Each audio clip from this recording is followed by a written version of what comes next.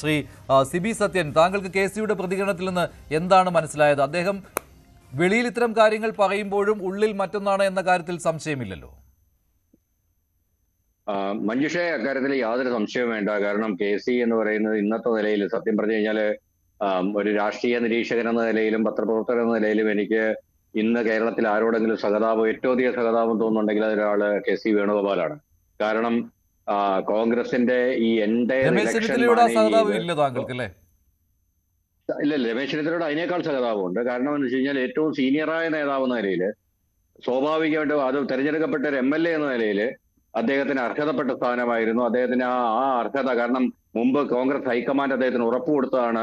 അദ്ദേഹത്തെ ഏറ്റവും കൂടുതൽ MLA-മാരുടെ പിന്തുണയുമായിട്ട് അദ്ദേഹം പ്രതിപക്ഷ നേതാവായി രണ്ടാമത് തിരഞ്ഞെടുക്കാൻ പോകുമ്പോഴും അദ്ദേഹം ഈ പറഞ്ഞ പോലെ ഹൈക്കമാൻഡിന്റെ നിർദ്ദേശപ്രകാരം മാറിക്കൊടുക്കുമ്പോൾ അന്ന് ഹൈക്കമാൻഡ് അദ്ദേഹത്തിന് കൊടുത്ത ഉറപ്പാണ് അടുത്ത മുഖ്യമന്ത്രി പദം അദ്ദേഹത്തിന് ആയിരിക്കുമെന്നുള്ളത്.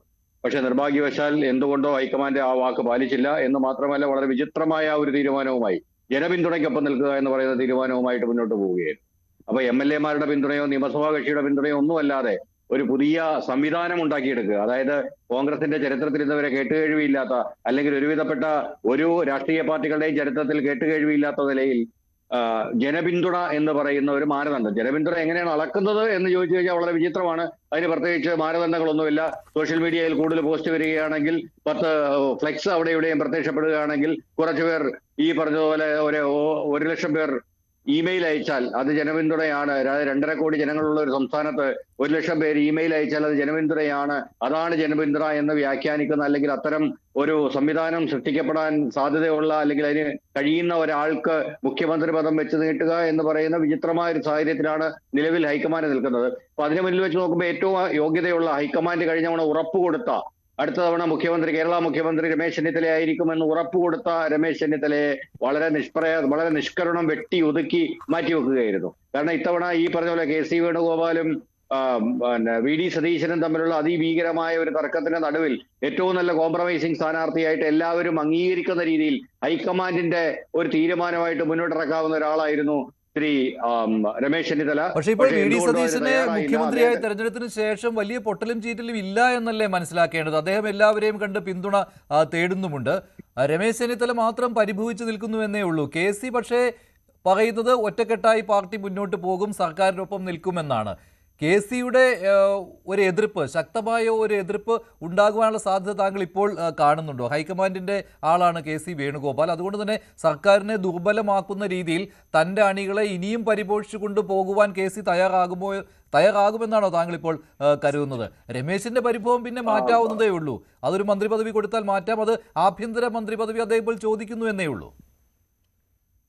അതെ, അദ്ദേഹത്തിന്റെ ചോദ്യം വളരെ ന്യായമാണ്. കാരണം അദ്ദേഹം മുൻകാലങ്ങളിൽ വളരെ ചെറുപ്പത്തിൽ 28ാം വയസ്സിൽ മന്ത്രിയായ ആളാണ്. കഴിഞ്ഞ കോൺഗ്രസ് മന്ത്രിസഭയിൽ ആഭ്യന്തര വകുപ്പ് കൈകാര്യം ചെയ്ത ആളാണ്. ഇപ്പൊ അദ്ദേഹത്തിനേക്കാൾ 10 വർഷം ജൂനിയറായ, ഒരുപക്ഷെ അദ്ദേഹത്തിന്റെ ചരിത്രവുമായിട്ട് യാതൊരു തരത്തിലും സാമ്യമില്ലാത്ത, അദ്ദേഹം ഈ പറഞ്ഞതുപോലെ ഏറ്റവും ഗംഭീരമായിട്ട് ഈ എന്താ പറയുന്നത് യൂത്ത് കോൺഗ്രസിന്റെയും NSUവിന്റെയും ദേശീയ പ്രസിഡന്റായിട്ട് നിന്ന ഒരാളാണ്. 28ാം വയസ്സിൽ മന്ത്രിയായ ഒരാളാണ്. അങ്ങനെ ഒരു വലിയ ചരിത്രമുള്ള രമേശ് ചെന്നിത്തലയെ മറികടന്ന് ഇതുവരെ മന്ത്രി പോലും ആയിട്ടില്ലാത്ത VD സതീശൻ മുഖ്യമന്ത്രിയാകുമ്പോൾ അദ്ദേഹത്തിന്റെ കീഴിൽ ഒരു മന്ത്രി പദവി ഏറ്റെടുക്കുക എന്ന് പറയുന്നത്, ഈ പറഞ്ഞതുപോലെ അങ്ങനെ എടുക്കാൻ തയ്യാറാവുന്നത് തന്നെ എനിക്ക് തോന്നുന്നു രമേശ് ചെന്നിത്തല എന്ന് പറയുന്ന മനുഷ്യൻ ഒരുപക്ഷെ ഹൈക്കമാൻഡ് പറയുന്നതെല്ലാം അനുസരിക്കുന്ന ഒരാളായതുകൊണ്ടാണ്. അപ്പോൾ ആ ഒരു അനുസരണയെ നമ്മൾ തെറ്റിദ്ധരിക്കേണ്ട കാര്യമില്ല. അദ്ദേഹത്തിന്റെ ഒരു മഹാമനസ്കതയായിട്ട് തന്നെ കാണണം. അദ്ദേഹം അച്ചടക്കമുള്ള ഒരു പാർട്ടി പ്രവർത്തകനാണ് എന്ന് തന്നെ കാണണം. ഇന്നലെ രമേശ് ചെന്നിത്തല പ്രതികരിച്ചിരുന്നില്ല. ഇന്ന് രാവിലെയാണ് അദ്ദേഹം ഗുരുവായൂരിൽ നിന്ന് തിരിച്ച് തലസ്ഥാനത്ത് എത്തിയത്. ആ ടീഷർട്ടും ആണ് അദ്ദേഹം രാവിലെ മുതൽ വൈകിട്ട് വരെ അതേ ടീഷർട്ടിൽ തന്നെയാണ് അദ്ദേഹത്തെ കാണുന്നത്. വൈകിട്ട് തമ്പാനൂർ രവിയെ കാണാൻ പോയ സമയത്തും അദ്ദേഹം അതേ വേഷത്തിൽ തന്നെയായിരുന്നു. ഒരു പരിഭവം മുഖത്ത് അദ്ദേഹത്തിന് ഉണ്ട്, അത് നമുക്ക് പ്രകടവുമാണ്. രമേശ് ചെന്നിത്തല അങ്ങനെയാണ്. അദ്ദേഹത്തിന് ഇത്തരം ഘട്ടങ്ങളിൽ അദ്ദേഹത്തിന് ഉള്ളിലുള്ളത് വെളിയിൽ വരുമെന്ന കാര്യത്തിൽ സംശയമില്ല. അദ്ദേഹത്തിൻ്റെ ശരീരഭാഷ അങ്ങനെയാണ്. ഇന്ന് VD സതീശൻ വീട്ടിലെത്തി കണ്ടിരുന്നു രമേശ് ചെന്നിത്തലയെ. അതിനുശേഷം 2 പേരും പ്രതികരിച്ചിരുന്നു. ആ പ്രതികരണം ഒന്ന് കേൾക്കാം. ഞാൻ അദ്ദേഹമായിട്ട് കൂടിക്കാഴ്ച, ഞാനെപ്പോഴും വരുന്ന വീടല്ലേ ഇത്. കൊച്ചിലെ തൊട്ട് ചെറുപ്പത്തിൽ തൊട്ട് എൻ്റെ ലീഡറാണ് അദ്ദേഹം. എല്ലാ കാലത്തും ഞങ്ങൾ കഴിഞ്ഞ പ്രാവശ്യം പ്രതിപക്ഷ നേതാവായപ്പോൾ ഞാൻ ഇവിടെ വന്ന് ഞങ്ങൾ 2 പേരും കൂടി ഒരു വാഹനത്തിലാണ് ആദ്യ നിയമസഭാ സമ്മേളനത്തിൽ പങ്കെടുക്കാൻ പോയത്. എത്രയോ വർഷമായിട്ട് ഈ വീട് ഉണ്ടാക്കിയ കാലം മുതൽ ഈ വീട്ടിൽ വരുന്ന ഒരാളാണ് ഞാൻ അദ്ദേഹത്തെ കാണുന്നത്. അത് നിങ്ങൾ ഉദ്ദേശിക്കുന്ന ആ തരത്തിലുള്ള ഒരു കാര്യങ്ങളുമില്ല. അദ്ദേഹം എൻ്റെ ജ്യേഷ്ഠ സഹോദരന് തുല്യനായ ഒരാളാണ്, എൻ്റെ നേതാവായിട്ടുള്ള ഒരാളാണ്.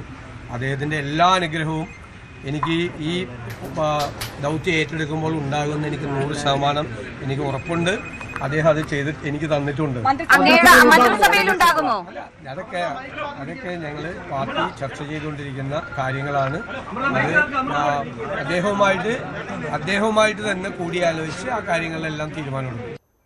പക്ഷേ ഇതിനു ശേഷവും രമേശ് ചെന്നിത്തല വഴങ്ങിയിട്ടില്ല. ശ്രീ വസന്ത് തെങ്ങുംപള്ളി, എന്തായാലും വി ഡി സതീശനെ മുഖ്യമന്ത്രിയായി തെരഞ്ഞെടുത്തത് ഹൈക്കമാൻഡിന്റെ ഉചിതമായ തീരുമാനമാണ്. പക്ഷെ അതിന് ചെന്നിത്തല ഇത്രമാത്രം പരിഭവിക്കേണ്ട ആവശ്യം എന്താണ്? ഹൈക്കമാൻഡ് എന്ത് തീരുമാനിച്ചാലും അത് അംഗീകരിക്കുമെന്ന് പറഞ്ഞ് നടന്നിരുന്ന ആൾ തന്നെയാണ് ഇപ്പോൾ ഇങ്ങനെ ഈ രീതിയിൽ വീട്ടിൽ തന്നെ ഇരിക്കുന്നത്.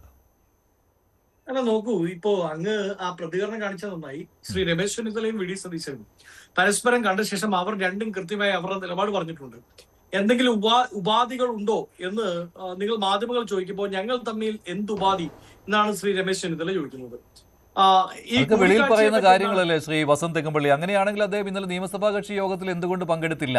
മുൻ KPCC പ്രസിഡന്റ് എന്ന രീതിയിൽ അദ്ദേഹം UDF യോഗത്തിലും പങ്കെടുക്കാറുള്ളതാണ് അല്ലേ? അല്ല, അതിന്റെ റീസൺ അദ്ദേഹം തന്നെ വ്യക്തമാക്കി. ഇന്നലെ അദ്ദേഹം എല്ലാ മാസവും എന്നോണം തന്നെ അദ്ദേഹം ഗുരുവായൂർ സന്ദർശനത്തിന് പോയി. അതിനുശേഷം അദ്ദേഹം മടങ്ങിയെത്തി. പിന്നീട് ഞാൻ വളരെ കൃത്യം ഇപ്പൊ സിബി സത്യം പറഞ്ഞു, കെ മുരളീധരനും ഇന്ന് ഗുരുവായൂരിൽ രാവിലെ ദർശനം നടത്തിയിരുന്നു. അദ്ദേഹം ഇന്നലെ നിയമസഭാ കക്ഷി യോഗത്തിൽ പങ്കെടുത്തതിന് ശേഷമാണ് ഗുരുവായൂർക്ക് പോയത്. അല്ല, നേരത്തെ തീരുമാനിച്ച മുരളീധരൻ നേരത്തെ തീരുമാനിച്ചതാണ്. പോകാൻ സമയവും ഉണ്ടായിരുന്നു. അത്ര വൈകിയല്ല നിയമസഭാ കക്ഷി യോഗം നടന്നത്.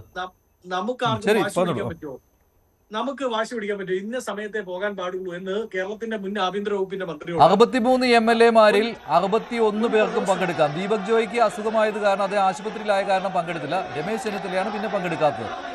അല്ല, രമേശ് ചെന്നിത്തലയുടെ കൂടി പിന്തുണക്കത്തോടുകൂടിയാണ് രാജേന്ദ്രൻ ഇപ്പോൾ കാണുന്നത് വി ഡി സതീശൻ നെടുമ്പാശ്ശേരി വിമാനത്താവളത്തിൽ വന്ന ദൃശ്യമാണ്. അദ്ദേഹം വീട്ടിലേക്ക് പോവുകയാണ്.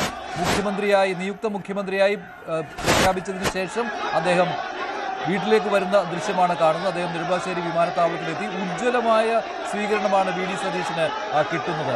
ഇന്നലെയാണ് അദ്ദേഹം വീട്ടിൽ നിന്ന് തിരുവനന്തപുരത്തേക്ക് തിരിച്ചത്. അപ്പോൾ മുഖ്യമന്ത്രിയാകുമോ ഇല്ലയോ എന്നുള്ള ആശങ്കയുണ്ടായിരുന്നു. പക്ഷേ അപ്പോഴും അണികൾ അദ്ദേഹം മുഖ്യമന്ത്രിയായി തിരിച്ചു വരും എന്ന ആത്മവിശ്വാസം പ്രകടിപ്പിച്ചിരുന്നു. അതേ സ്ഥലത്തേക്ക് അദ്ദേഹം തിരിച്ചു വരികയാണ്. മുഖ്യമന്ത്രിയായി വി ഡി സതീശൻ നാട്ടിലേക്ക് വരുന്ന ദൃശ്യങ്ങളാണ് കാണുന്നത്. ഉജ്ജ്വലമായ സ്വീകരണമാണ് അദ്ദേഹത്തിന് നെടുമ്പാശ്ശേരി വിമാനത്താവളത്തിൽ പാർട്ടി അണികൾ നൽകുന്നത്, പാർട്ടി നേതാക്കൾ. കൂടുതൽ വാർത്തകൾക്ക് News 18 Keralam YouTube channel subscribe ചെയ്യുക.